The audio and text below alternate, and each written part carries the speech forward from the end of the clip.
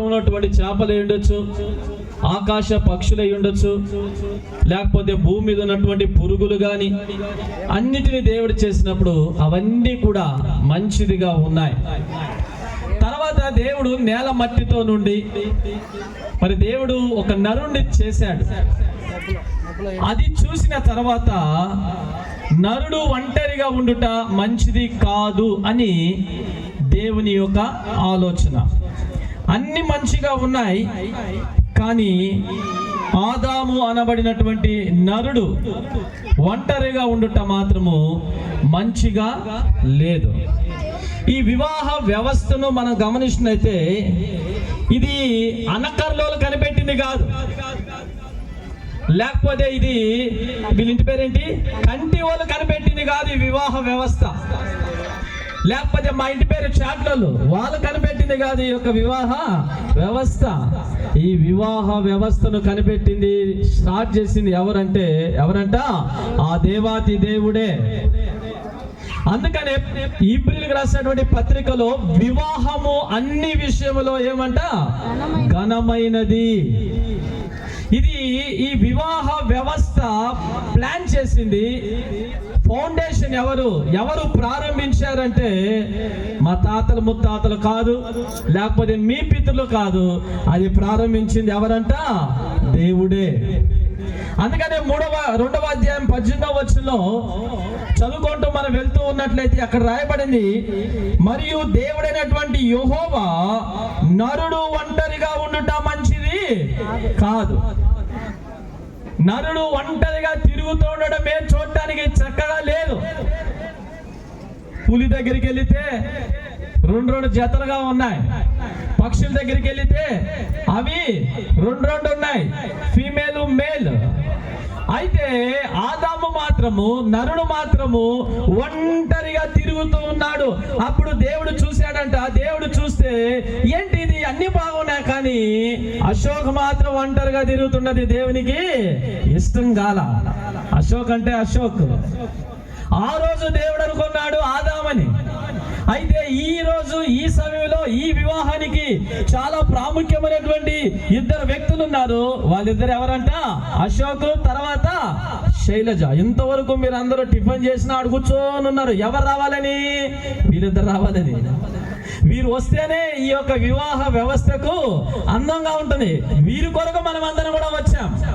మన ప్రాంతాలు వేరే ఉండొచ్చు, మన ఊర్లు వేరే ఉండొచ్చు, మన ఇంటి పేర్లు వేరే ఉండొచ్చు. మనము ప్రయాణం చేసి ఇక్కడికి రావడానికి వీరిద్దరే కారణం. వీరి వివాహానికి మనమంతా కూడా ఇక్కడ చేరి వచ్చి ఉన్నాం. కాబట్టి నరుడు ఒంటరిగా ఉండుట మంచిది కాదు, వానికి సాటి అయినటువంటి సహాయము వాని కొరకు చేయుదుననుకొనేను. దేవునికి ఒక ఆలోచన వచ్చింది.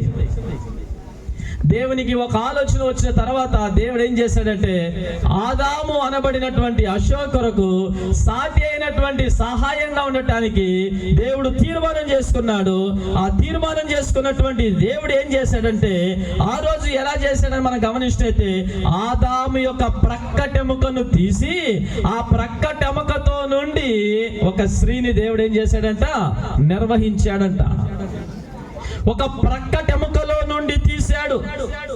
తల వెంట్రుకలో నుండి తల వెంట్రుకలో నుండి తీసుంటే భార్య తలపైన కూర్చుంటదని.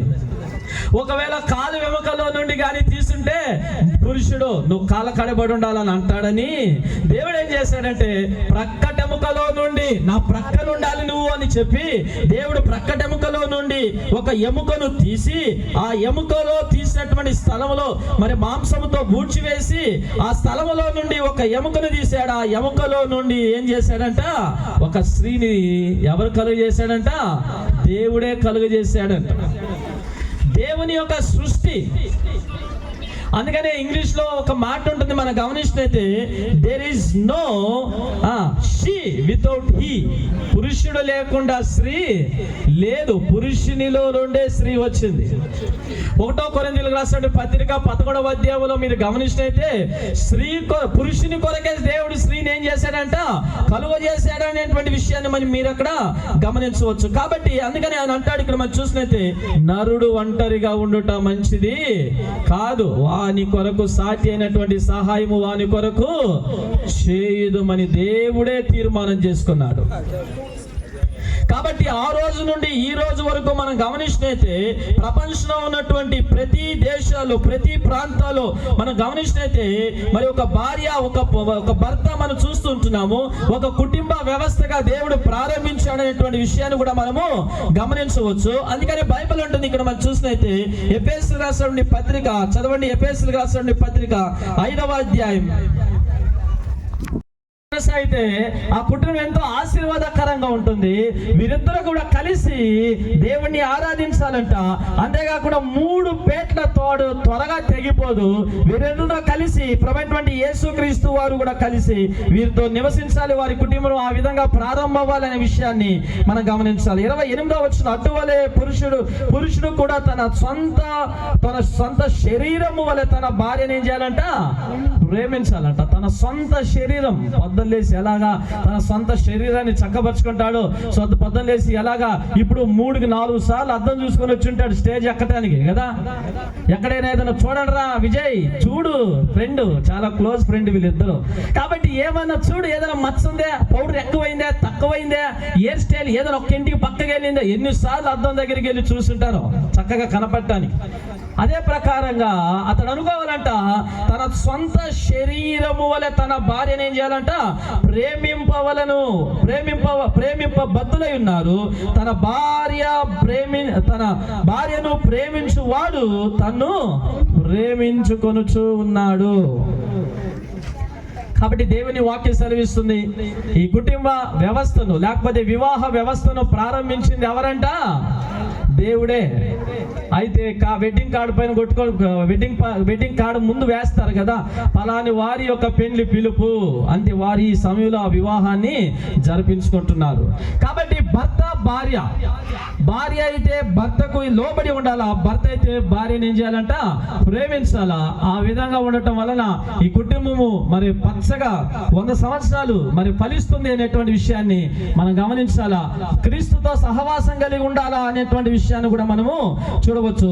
ఆయనతో మన సహవాసం కలిగి ఉంటే అది మనకు ఆశీర్వాదకరము. అంతేకాకుండా 32వ వచనం చదవండి, ముగించుకుందాం. ఈ మర్మము గొప్పది.